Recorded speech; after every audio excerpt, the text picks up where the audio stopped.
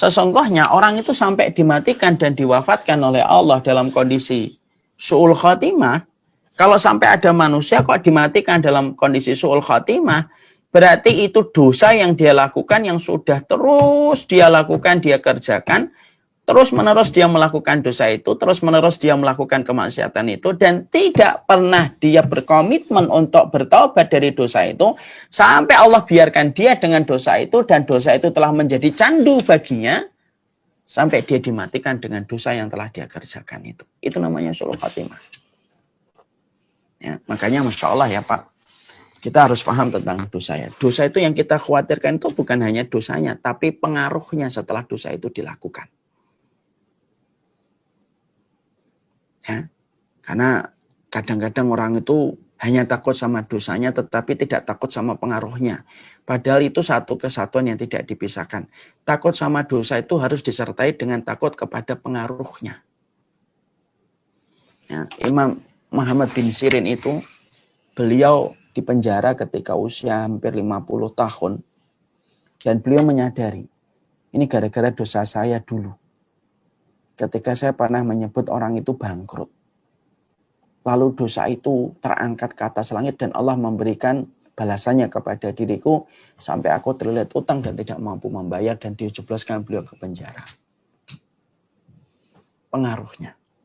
Lah, dosa itu ketika kita kemudian, ketika manusia melakukan, mengerjakan, maka dosa itu kalau terus dia lakukan, kalau dia dosa itu baru dilakukan 1 kali, 2 kali, Fadil, tolong ambilin tisu, Fadil. Sebentar, Om.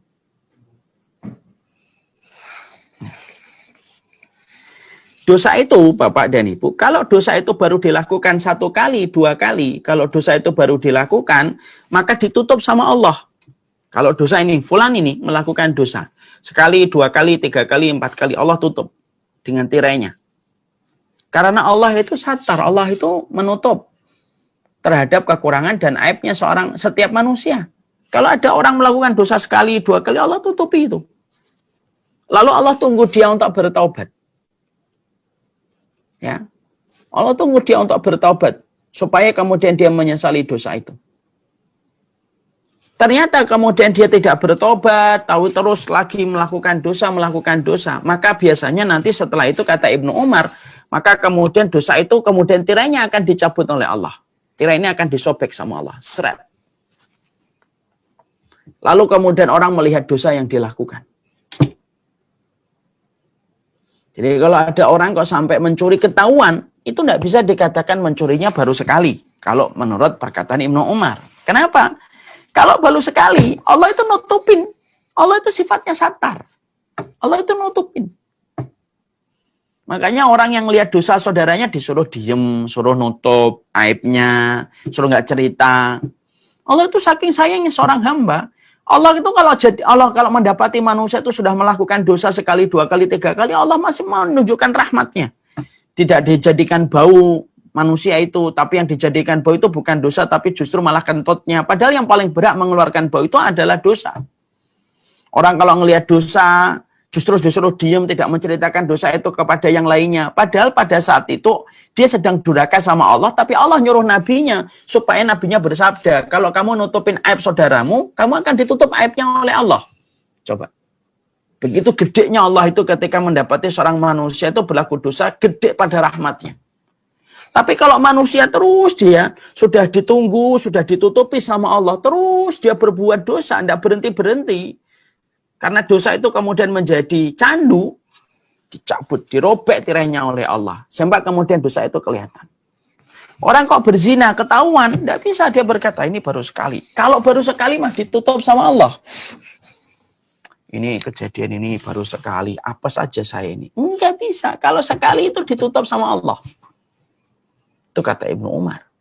Ada orang mencuri ketahuan, ditutup sama Allah. Pernah Pak saya itu, pernah dapetin ada satu masjid gitu, semoga Allah merahmati kita semuanya. Ada orang yang mencuri di masjid itu.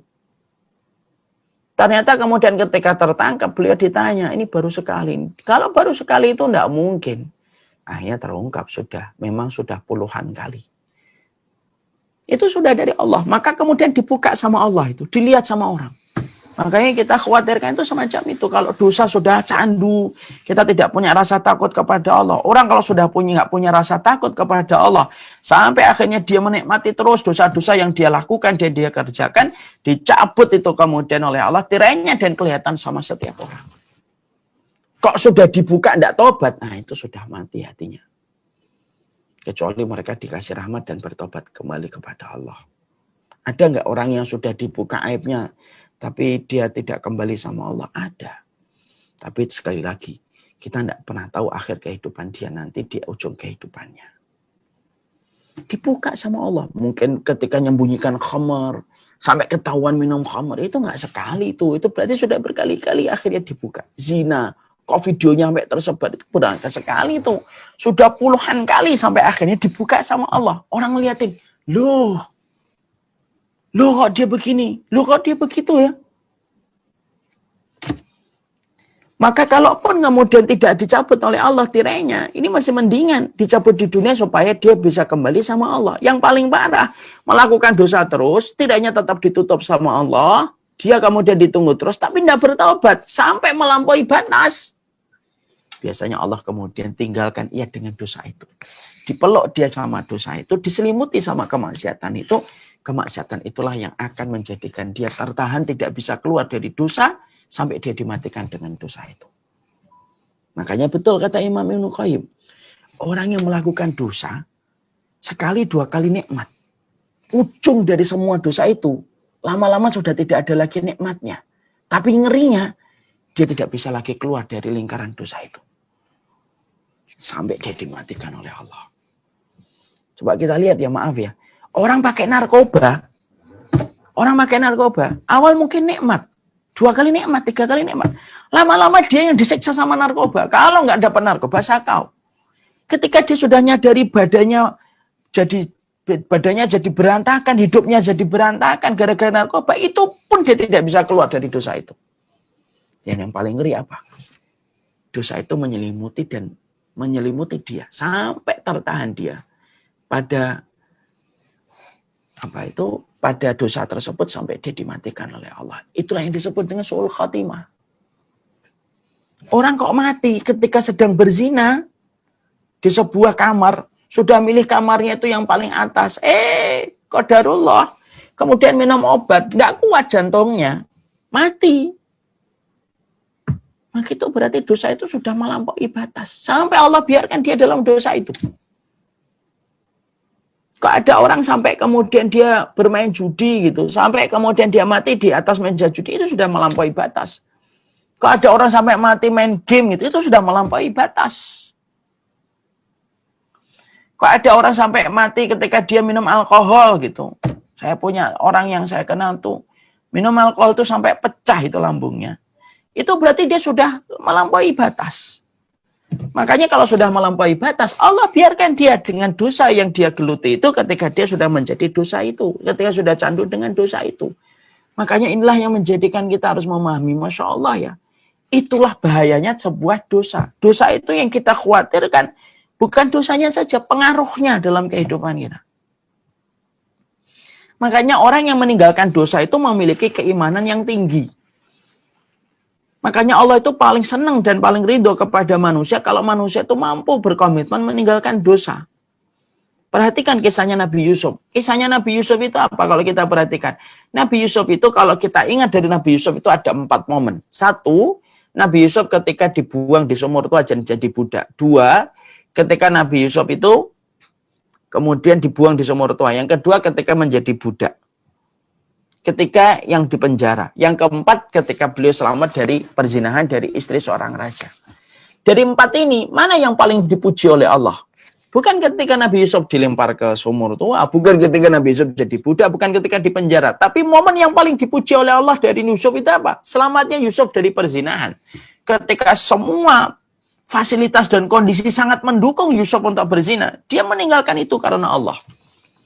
Syekhul Islam sampai berkata, dikutip dalam kitab Ahbabullah oleh Abdul Badawi Al-Khalafi, Syekhul Islam itu berkata, salah satu perkara yang Allah cintai dalam kesabaran itu kesabaran untuk menahan diri dari dosa.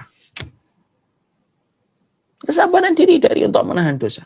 Makanya Masya Allah itu, Inilah yang akhirnya menjadikan manusia itu betul-betul, Masya Allah ya, sabar itu bukan hanya menghadapi takdir. Karena sabar itu ada 3. Sabar ketika menjalani ketaatan, sabar ketika meninggalkan dosa, yang ketiga sabar ketika menghadapi takdir. Dan sabar menghadapi dosa itu lebih tinggi kedudukannya daripada sabar ketika menghadapi takdir. Dosa itu luar biasa. Makanya inilah yang menjadikan akhirnya kita memahami su'ul khotimah itu berarti orang yang sudah melakukan dosa. Terus menerus dia dengan dosa itu dan dimatikan dalam dosa itu. Orang kok mikir dunia terus udah dia. Pada urusan itulah dia akan dimatikan oleh Allah. Makanya saya tertarik kepada satu penjelasan seorang ulama. Bisa jadi ada orang tidur tapi matinya su'ul khotimah. Kenapa? Karena sebelum tidur tidak ada yang dia pikirkan kecuali duit.